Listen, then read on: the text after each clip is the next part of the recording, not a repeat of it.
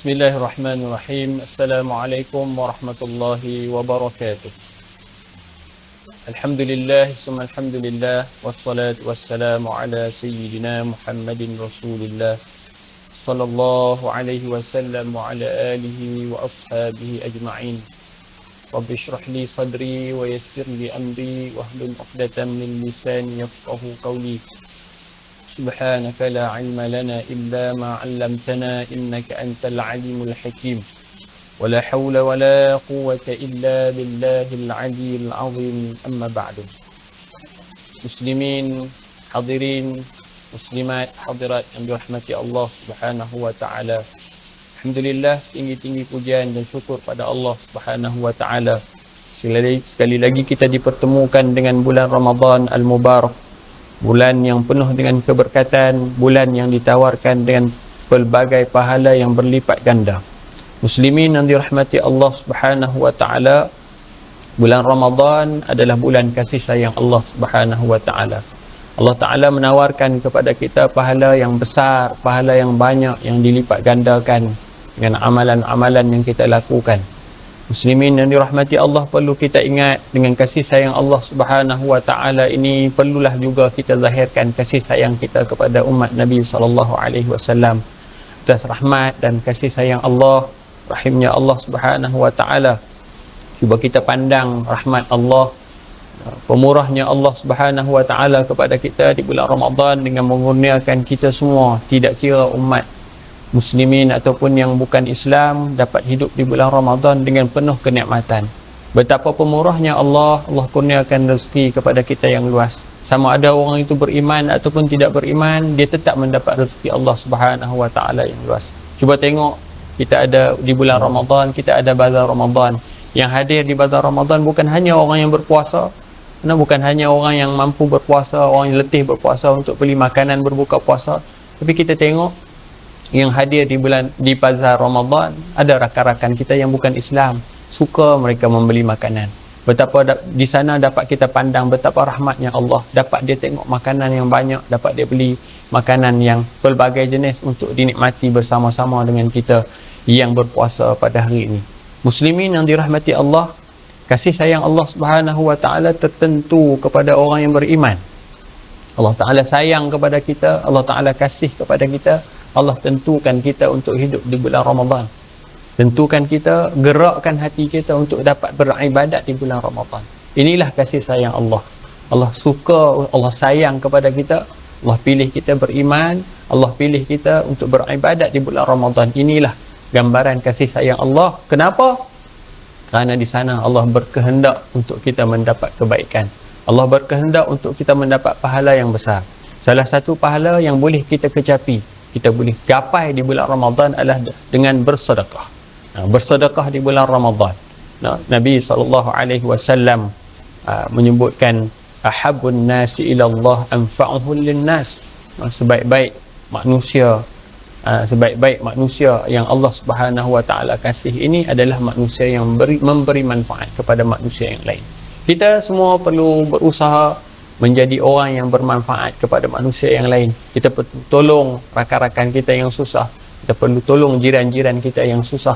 Kita perlu bantu, cari jalan inisiatif untuk membantu saudara-saudara kita yang susah. Muslimin yang dirahmati Allah, berkaitan dengan sedekah ini, sudi saya untuk membaca potongan hadis daripada baginda Nabi sallallahu alaihi wasallam yang diriwayatkan oleh Sayyidina Abu Hurairah radhiyallahu anhu. An Abi Hurairah radhiyallahu anhu qala, jaa rajulun ila an-nabi sallallahu alaihi wasallam faqala, ya Rasulullah, ayyu sadaqah a'zamu ajra? Qala, an tasaddaqa wa anta sahihun shahihun takhsha al-faqra wa ta'mulu al-ghina ولا تمهل حتى إذا بلغت الحلقوم قلت لفلان كذا ولفلان كذا وقد كان لفلان. Hadis ini sangat memberi kesan kepada kita, tuan-tuan. Bagaimana pesanan Rasulullah SAW kepada seorang lelaki yang bertanya kepada Rasulullah, ja'a rajulun ila nabi, mailah seorang lelaki jumpa Rasulullah SAW, tanya kepada baginda Rasulullah, apakah sedekah yang paling baik? Apakah sedekah yang paling besar pahala dia? Dia tanya Nabi. Tengok, orang dulu-dulu, para sahabat, mereka mendekati Rasulullah untuk mengetahui apakah pahala yang mereka boleh kecapi. Apakah cara untuk mereka mendekatkan diri dengan Allah. Lelaki ni mai tanya Nabi, apakah pahala yang paling besar dalam bersedekah? Ayus sadaqah a'zamu ajra. Cara bersedekah macam mana? Sedekah apakah pahala yang paling besar, wahai Rasulullah? Lelaki ni tanya. Qala, maka Nabi SAW menjawab, anta saddaqa wa anta sahihun. Kamu melakukan sedekah, kamu bersedekah dalam keadaan ketika mana kamu sihat. Kamu bersedekah dalam keadaan syahihun takhsha. Yang besar pahalanya adalah kamu berikan sedangkan pada waktu itu kamu masih sihat dan sebenarnya kamu bakhil, yakni merasa sayang untuk menyumbang harta kerana engkau takut menjadi fakir. Sedekah dalam keadaan kita risau, kita sayang kepada harta, dan bila kita keluarkan harta tu kita takut kita jadi fakir. Wa ta'ammalul ghina, dan kita berangan-angan untuk menjadi kaya. Harta yang ada ni kita nak himpun bagi banyak, masa itulah masa terbaik untuk kita mengeluarkan sebahagian daripada harta kita untuk bersedekah. Hatta idza balagatil hulqum, janganlah sampai kamu melambat-lambatkan sedekah itu, kata Nabi, sehingga tangguh ada harta tapi tangguh nanti nak guna dulu, nak himpun bagi kaya, nak himpun sayang kepada harta tersebut. Bila sampai ruh di kerengkung, di hulqum, lalu ketika itu barulah Nabi kata, engkau berkata harta ini untuk si fulan sekian, si fulan sekian. Sebenarnya harta engkau pada ketika itu, kata Nabi SAW, memang akan berpindah milik kepada orang lain. Bila nyawa sampai di halqum, baru kita nak ambil harta kita sedekah, seolah-olah disebut tidak bermakna lagi, kurang dah pahala sedekah. Sebab bila kita mati, memang harta itu akan dipindahkan kepada orang lain. Muslimin yang dirahmati Allah, nak mengeluarkan harta untuk sumbangan merupakan satu perkara yang sangat sulit bagi seseorang. Tidak kata kepada siapa. Saya sendiri ke, tuan-tuan yang mendengar ke, kita rasa berat kadang-kadang. Pegang dah duit dalam poket, fikir macam-macam. Duit ni boleh guna untuk apa? Tambah-tambah bulan Ramadan kan, nak sedekah masuk tabung masjid, nak tolong orang susah, kita boleh fikir, duit ni boleh beli makan buka puasa petang ni. Hak ni boleh beli murtabak. Hak ni boleh beli ayat lecikan. Banyak akan bercakap dalam diri kita perkara-perkara yang akan menguntungkan kita sahaja. Disebutkan nak mengeluarkan harta ini untuk sumbangan merupakan satu perkara yang sangat sulit bagi seseorang. Melainkanlah kalau seseorang itu, kalau dia faham, kalau harta yang dikeluarkan itu dalam bentuk kewajipan seperti zakat, memang tak boleh lari lah. Zakat memang nak kena bayar. Kalau lagi pula cukai dan sebagainya, memang nak kena bagi juga. Jadi atau dia boleh keluarkan harta sebahagian daripada miliknya itu sebagai sedekah dengan satu kesedaran yang mendalam, sehingga penyumbang itu pun, orang yang boleh bagi sumbangan itu, merasakan bahawa hartanya yang disumbang itu adalah simpanan yang kekal.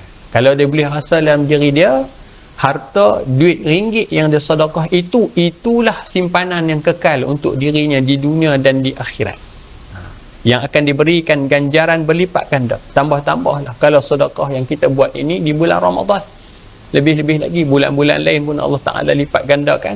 Di bulan Ramadan dilipat gandakan lagi pahala lebih daripada kita bersedekah di bulan yang lain. Kalau kita, ganjaran yang berlipat ganda pada hari kiamat nanti. Kiamat nantilah baru kita tengok RM1, RM2, RM10 yang kita sedekah untuk masjid, sedekah untuk orang susah dan sebagainya. Di sanalah pahala yang sangat besar. Muslimin yang dirahmati Allah, ramai orang yang kaya tapi tidak banyak di kalangan orang yang kaya mahu menyumbang. Kita semua ada nikmat kesenangan yang Allah Ta'ala bagi, bergaji, ada yang kerja sendiri dan sebagainya. Ramai kita tak susah. Kita kata kita susah, dalam rumah kita ada banyak kosong. Banyak lagi kosong. Kita buka dalam, kita kata kita susah, kita sebut dekat kawan kita susah. Tapi kalau pergi tekan dekat ATM, kita boleh tengok baki banyak lagi, kurang 40 pun dah banyak kan. Lebih-lebih lagi lah orang yang ada income yang lebih banyak. Jadi di sana kalau hal berkaitan dengan sedekah, kita nampak banyak baik aku simpan bagi bertambahnya kosong di belakang jumlah amount account kita kan. Sebab apa? Nak bagi banyak sebab nak bagi senang lah, nak jadi kaya, sebab takut untuk fakir, ataupun sebagai simpanan harta, kita takut simpanan harta kita berkurang kalau kita sedekah. Bahkan kalau kita sentiasa berusaha, kita akan tambah lagi kekayaan. Hari ini ada 10,000, kita akan berusaha supaya nilai 10,000 itu meningkat. Kita akan cari jalan untuk melabur ke, berniaga ke dan sebagainya, supaya duit kita tu bertambah. Itu sifat bagi setiap manusia. Dia akan suka kalau hartanya bertambah. Dan untuk menambahkan lagi kekayaan yang kita ada, siapa pun tuan-tuan, ketika itu hatinya, kalau kita kata ketika itulah masanya kita rasa terpaut dengan harta dan kita sangat cinta kepada harta.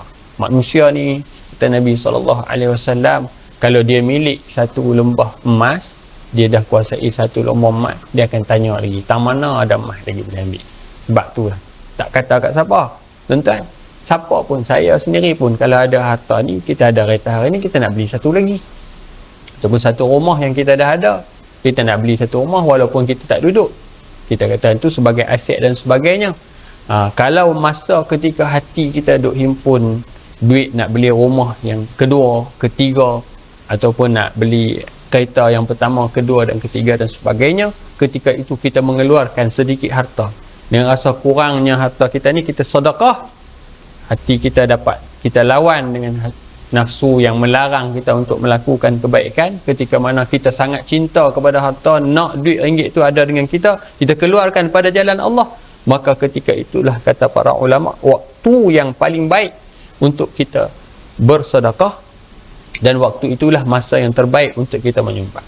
Sebab masa itu menentukan besarnya pahala kita bermujahadah untuk mengeluarkan wang ringgit, nilai ringgit ataupun harta kita, dan menjadikan dia sebagai pahala yang sangat besar. Muslimin yang dirahmati Allah, kita akan berhadapan dalam hal berkaitan dengan sedekah ini, kita akan berhadapan dengan godaan syaitan. Syaitan ni dia bukan nampak, dia duduk bisik dalam hati kita, pegang seluk poket. Kita akan cari mana, tuan-tuan? Kita akan cari duit bunyi-bunyi, kering. Seluk poket, kalau boleh kita nak cari yang permukaan ringgit kita yang licin. Sebab apa? Hak licin tu duit RM1. Kasar ni rasa silap dah. Kita akan rodek-rodek, kita akan kelas-kelas supaya duit kita keluar itu yang paling sedikit. Di sana, siapa yang duk bisik? Ambil bagi semua. Jangan, lagi boleh nak belanja ke sana ke sini dan sebagainya. Di sana kita akan menghadapi godaan syaitan dan hawa nafsu yang selalu menakutkan kita daripada terjerumus ke dalam jurang kefakiran. Dia akan abang bagilah banyak-banyak, habis duit.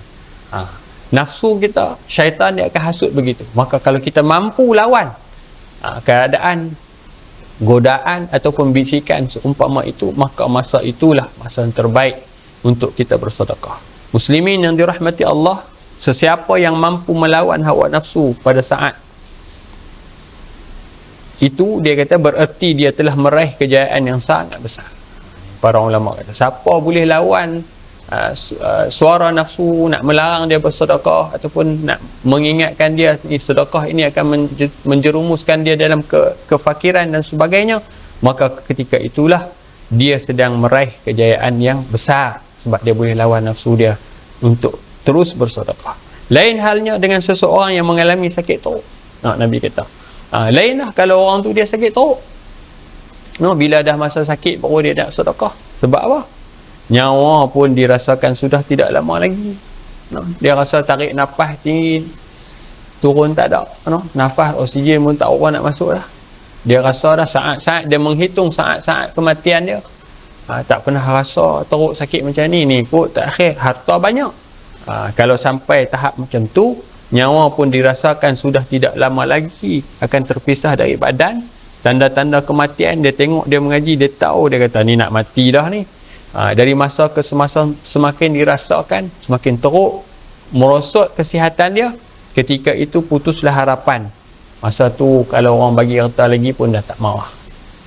Mai letak geran depan mata kita, ni nak beli tak ni, tanah murah, kita kata tak mahu. Nak mati nak cari harta apa lagi. Kalau dah sampai tahap macam tu, Kata Nabi SAW, mafhum daripada hadis ini, ketika itu putuslah harapan daripada memiliki atau menguasai harta, maka mudahlah dia berkata. Masa itulah baru kita mampu nak kata harta ni untuk si fulan, harta itu untuk si fulan.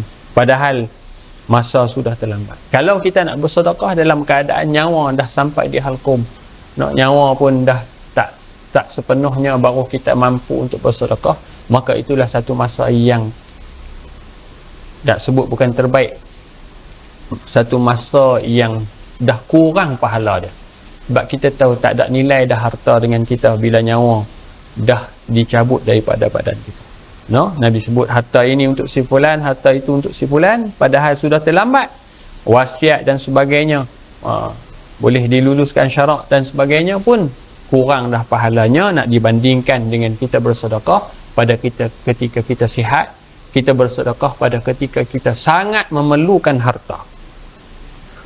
Syukurlah kalau kata kita mati nanti, ada ahli waris kita yang mewarisi harta kita itu sedar. Ada yang ambil sebahagian daripada harta itu membuat sedekah jariah untuk kita. Depi wakaf, ada anak-anak, kalau kita mati tak sempat sedekah, kalau kita tinggalkan anak-anak yang soleh, dia tahu. Kata ini peninggalan ayah, ibu dan sebagainya, kita guna duit ni untuk buat sedekah jariah untuk ayah dan ibu. Dia ambil duit kita, yang harta yang kita tinggal, pergi buat wakaf di masjid, buat surau dan sebagainya, buat sekolah agama dan sebagainya. Maka di sana juga pasti nanti akan mengalir. Tapi kalau mereka ambil duit kita, tak teringat dah dekat kita, macam mana tuan-tuan? Maka di sana kita akan menyesal. Teruk dulu bekerja mencari harta, tidak sempat melakukan ibadah yang lain. Akhirnya harta itu memakan diri kita dan kita rasa sangat rugi kerana kita memiliki harta yang tidak memberi manfaat kepada kita, hanya memberi manfaat kepada kita di dunia dan tidak memberi manfaat kekal selama-lamanya untuk kita di akhirat kelak. Muslimin yang dirahmati Allah Subhanahu wa taala, beringatlah kita dalam memiliki harta, kerana setiap harta yang kita milik akan disoal di hadapan Allah Subhanahu wa taala. Tentang persoalan harta ini, potongan daripada hadis Nabi sebut, ditanya dari mana kamu dapat, min aina iktasaba. Allah akan tanya, daripada mana harta kamu dapat, daripada jalan yang haram ataupun jalan yang halal yang diridai Allah, ataupun dari ke mana pula kamu dibelanjakan. Belanja bila dapat harta pun Allah tanya, kita belanja ke mana, guna pada jalan yang betul ataupun jalan yang salah. Di sana penting untuk kita tentukan, sebab berkaitan dengan harta ni persoalan yang sangat besar di hadapan Allah Subhanahu wa taala. Tanggungjawab yang kita ada atas muka bumi ini, memiliki harta, dia ada satu tanggungjawab yang sangat besar untuk kita uruskan dalam kehidupan kita ini, supaya dia memberi manfaat untuk kita di dunia dan di akhirat. Muslimin yang dirahmati Allah, bertengok, kita bersyukur kalau ahli waris kita yang mewarisi harta itu ada kesedaran untuk membuat sedekah jariah sebagai kiriman yang dikirim ke alam kubur dari masa ke semasa. Kita dapat pahala kalau anak-anak kita guna harta yang kita tinggal ini untuk buat sedekah, wakaf dan sebagainya. Itu pahala yang dikirim kepada kita di dalam kubur. Kalau mereka tidak melakukan demikian, kalau mereka tak guna duit kita tu, harta yang kita tinggal, yang kita himpun, yang kita sayang masa kita hidup di dunia, tak buat, mereka guna duit tu ataupun harta itu digunakan untuk membuat kemaksiatan, apa yang akan berlaku? Buat maksiat, anak kita ambil duit tu pula pergi main judi, tinggal duit ni pergi hisap dadah dan sebagainya. Maka si matilah yang letih mencari harta. Kata guru kita, orang yang mati yang letih, tak sempat nak ibadat dulu, kerja harta dan sebagainya, dan membanting tulang dan memeras keringat pada waktu hidupnya dahulu, dan dia pula akan dihisap di hadapan Allah. Tengok, harta yang kita tinggal tidak dimanfaatkan dengan sebaiknya, kita juga nanti akan dipersoalkan di hadapan Allah Subhanahu wa taala. Sedangkan ahli warisnya bersenang lenang. Kita tengok harta yang kita tinggal dulu, kita letih, penat, lelah, cedera dan sebagainya, tak sempat, sayang, himpun, bila kita mati dimiliki oleh orang lain, maka orang lain pula yang akan menikmati kesenangan-kesenangan yang kita cari itu yang tidak kekal.